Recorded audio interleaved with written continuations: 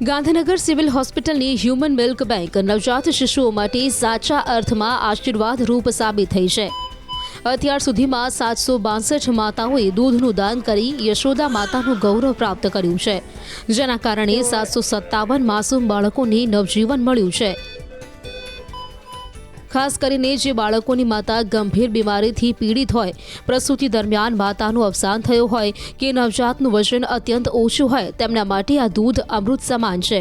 આ milk bank 24 કલાક ધબકતી રહીને NICUમાં દાખલ બાળકોનું રક્ષા કવચ બની છે।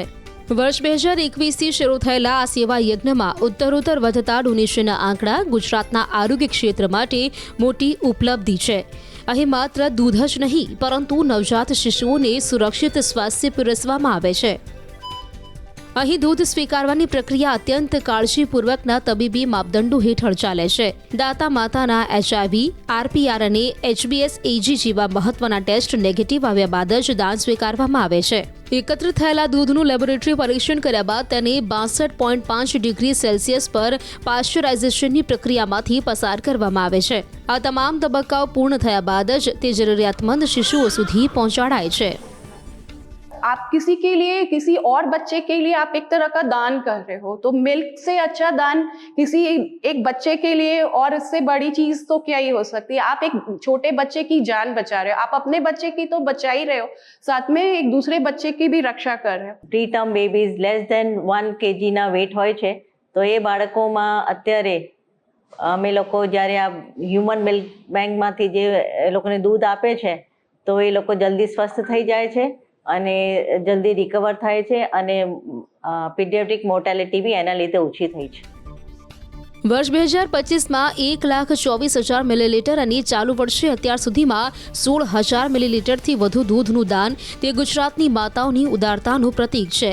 આધુનિક વિજ્ઞાન અને માતૃત્વની આ જુગલબંધીએ માત્ર બાળ મૃત્યુદરમાં ઘટાડો કર્યો છે, એટલું જ નહીં, સેંકડો પરિવારોમાં આશાનું નવું કિરણ પણ પ્રગટાવ્યું છે। ગાંધીનગર સિવિલ હોસ્પિટલની હ્યુમન મિલ્ક બેંક નવજાત શિશુઓ માટે સાચા અર્થમાં આશીર્વાદરૂપ સાબિત થઈ છે। અત્યાર સુધીમાં 762 માતાઓએ દૂધનું દાન કરી યશોદા માતાનું ગૌરવ પ્રાપ્ત કર્યું છે, જેના કારણે 757 માસૂમ બાળકોને નવજીવન મળ્યું છે। ખાસ કરીને જે બાળકોની માતા ગંભીર બીમારીથી પીડિત હોય, પ્રસૂતિ દરમિયાન માતાનું અવસાન થયું હોય કે નવજાતનું વજન અત્યંત ઓછું હોય, તેમના માટે આ દૂધ અમૃત સમાન છે। આ મિલ્ક બેંક 24 કલાક ધબકતી રહીને NICUમાં દાખલ બાળકોનું રક્ષા કવચ બની છે। વર્ષ 2021થી શરૂ થયેલા આ સેવા યજ્ઞમાં ઉત્તરોત્તર વધતા ડોનેશનના આંકડા ગુજરાતના આરોગ્ય ક્ષેત્ર માટે મોટી ઉપલબ્ધિ છે। અહીં માત્ર દૂધ જ નહીં, પરંતુ નવજાત શિશુઓને સુરક્ષિત સ્વાસ્થ્ય પીરસવામાં આવે છે। અહીં દૂધ સ્વીકારવાની પ્રક્રિયા અત્યંત કાળજીપૂર્વકના તબીબી માપદંડો હેઠળ ચાલે છે। દાતા માતાના HIV, RPR અને HbS-AG જેવા મહત્વના ટેસ્ટ નેગેટિવ આવ્યા બાદ જ દાન સ્વીકારવામાં આવે છે। એકત્ર થયેલા દૂધનું લેબોરેટરી પરીક્ષણ કર્યા બાદ તેને 62.5 ડિગ્રી સેલ્સિયસ પર પાશ્ચરાઇઝેશનની પ્રક્રિયામાંથી પસાર કરવામાં આવે છે। આ તમામ તબક્કાઓ પૂર્ણ થયા બાદ જ તે જરૂરિયાતમંદ શિશુઓ સુધી પહોંચાડાય છે। आप किसी के लिए, किसी और बच्चे के लिए आप एक तरह का दान कर रहे हो, तो मिल्क से अच्छा दान किसी एक बच्चे के लिए और इससे बड़ी चीज तो क्या ही हो सकती है। आप एक छोटे बच्चे की जान बचा रहे हो, आप अपने बच्चे की तो बचा ही रहे हो, साथ में एक दूसरे बच्चे की भी रक्षा कर रहे हो। પ્રીટર્મ બેબીઝ લેસ ધેન 1 kg ના વેટ હોય છે, તો એ બાળકોમાં અત્યારે અમે લોકો જ્યારે આ હ્યુમન મિલ્ક બેંકમાંથી જે એ લોકોને દૂધ આપે છે, તો એ લોકો જલ્દી સ્વસ્થ થઈ જાય છે અને જલ્દી રિકવર થાય છે અને પીડિયાટ્રિક મોર્ટાલિટી બી એના લીધે ઓછી થઈ છે।